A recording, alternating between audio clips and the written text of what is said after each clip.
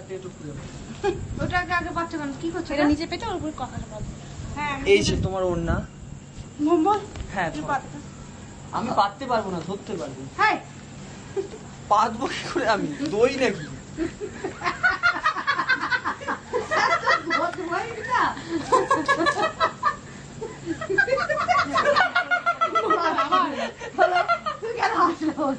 মোমোল মোমোল এরকম করে তখন না পুরোটা দেবো দেখ ব্যাস এতেই বয়ে যাবে। বেশ আরাম করে শুনি হ্যাঁ আসে বেশি মানে আর ওটা বাচ্চা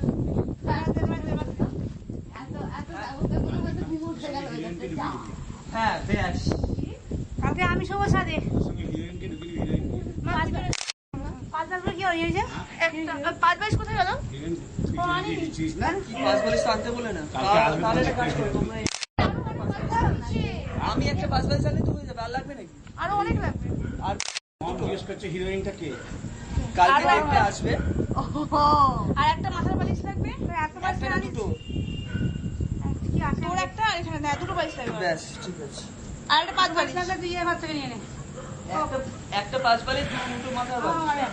কাউকে কোনো সত্যি দেখে একটু ঠান্ডা লাগিয়ে দিতে কি আরাম হয় ওর। বাবা তাই তো বলছি একটা শুধু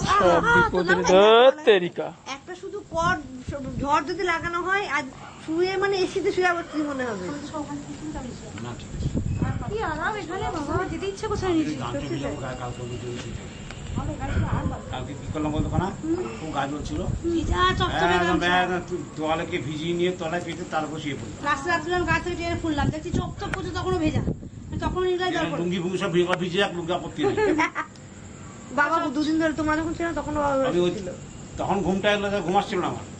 সারাদিন পরিশ্রম ঝলছে না গা কষ্ট হচ্ছে তো হাওয়া দিলে খুব ভালো হাওয়া বন্ধ হলে সেটাই না না বন্ধ হলে অত ঘরে তো কষ্ট হচ্ছে না। ঘরের মতো কষ্ট না। ঘুমোরটা নয় তো ঘুমোর থাকে। কিন্তু যদি একটা টেবিল ফ্যান ব্যবস্থা করা যেত তাহলে আর কিচ্ছু দরকার ছিল না ঝড় হবে ওখানে দুটো খাট করবে আর বাকিটা পুরো বিছনা ফেলে দেবো বাস আমি কালকে বিকেল থেকে এখান থেকে উঠছি না দাদাকে বললাম দাদা শুনবো না। শুনলো না আর পাচ্ছি না। এরকম করে আমি দেখবেন পাঠবে সারাদিন পরিশ্রম করছে আর আমাদের বড়টা তো ঢপে চপ একটা বসে শুয়ে আছে ওখানে খালি খেয়ে